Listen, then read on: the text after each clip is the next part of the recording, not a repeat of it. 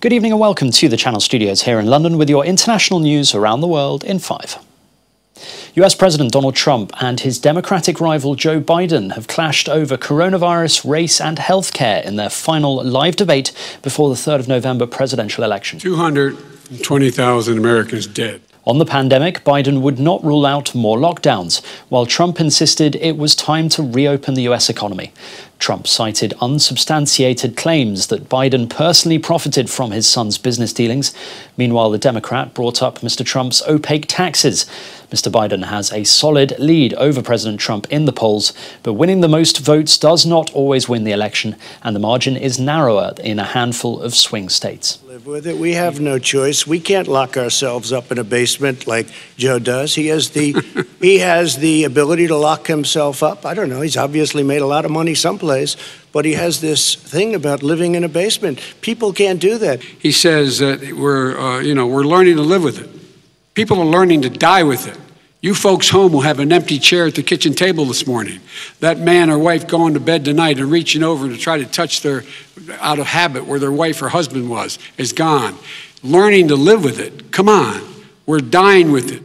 Meanwhile, US regulators have given full approval for the antiviral drug remdesivir to treat COVID-19 patients in hospitals.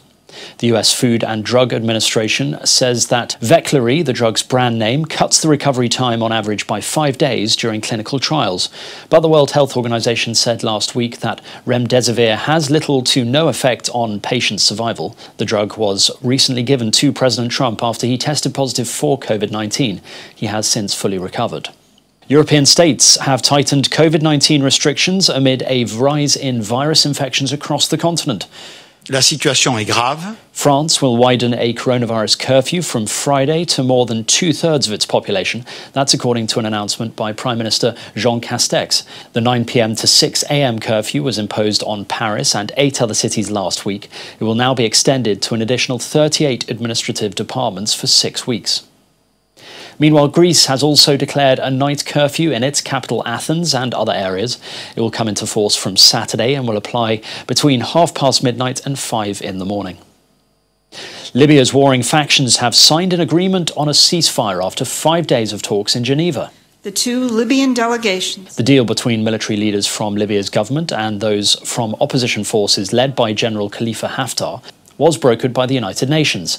Its Libya envoy Stephanie Williams has called the agreement a crucial sign of hope for the Libyan people. Libya has seen almost constant violence since Colonel Muammar Gaddafi was deposed by NATO-backed forces in 2011.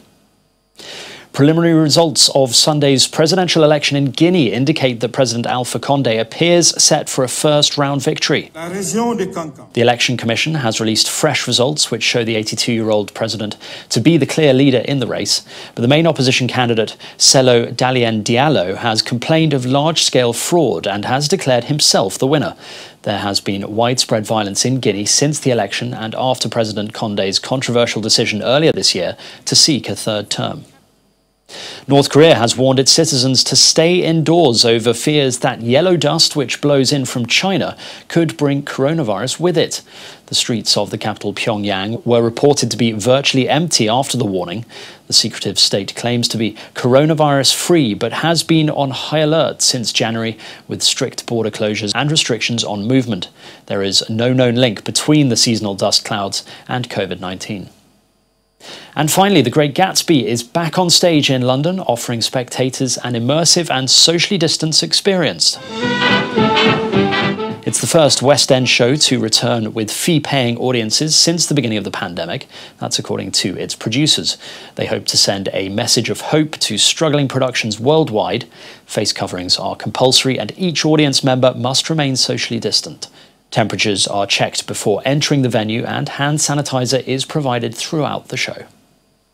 And that's your international news around the world in 5. Now back to the Channel Studios in Lagos.